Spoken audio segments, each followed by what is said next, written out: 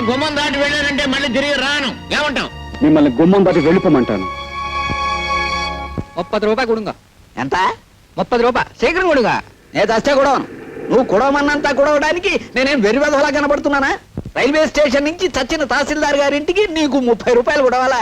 3 రూపాయలు కుడుస్తాను. కుడుచుకుంటే కుడుచుకో, కుడకపోతే మానుకో. యో మీటర్ పారయ్యా. నేను చస్తే పారను. నువ్వు పారమన్నప్పుడల్లా పారడానికి నేనేం వెరివెదను అనుకున్నావా?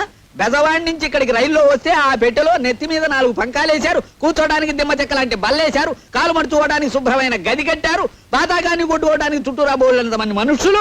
మనం చదవాలనుకుంటే ఎదంటి వాడి చేతిలో పేపర్ ఉంది. ఇన్ని సౌకర్యాలు చేసి వాళ్ళు చేసిన ఛార్జీ ఎంత? అంతా కలిపి 25 లోపు. మరి నువ్వు నన్ను డొక్కులో పడేసి డబ్బాలో గులకరాయి ఆడించినట్టు ఆడించావు. పట్టుమని 10 మైళ్ళు తిరగలేదు. నీకు 30 రూపాయలు కుడవాలా? చెమ్ముతో కొట్టానంటే శార్థానికి సిద్ధమైపోతావు కదా అప్పీరుగా. నీకు దమ్మిడి ఇవ్వను. నీ దిక్కున్న తోడు చెప్పుగా పాదలుమా. పల్లెటూరు వాడు కదా అని అతను మోసం చేస్తావా?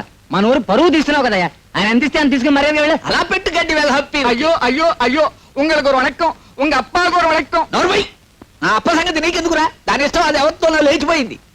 చెంబుతో కొట్టానంటే శార్థానికి సిద్ధమైపోతావు కదా హప్పిని. ఏమనుకున్నావో? భలే వాడవాయా బాబు, భలే చావుగిరాకి తగిలింది పొద్దున్నే. నువ్వు వద్దు, నీ డబ్బులు వద్దు. వీడి సుత్తి కాదు బాబు రంపం. తెలుగు పిరుగే కదా హప్పిరుగా.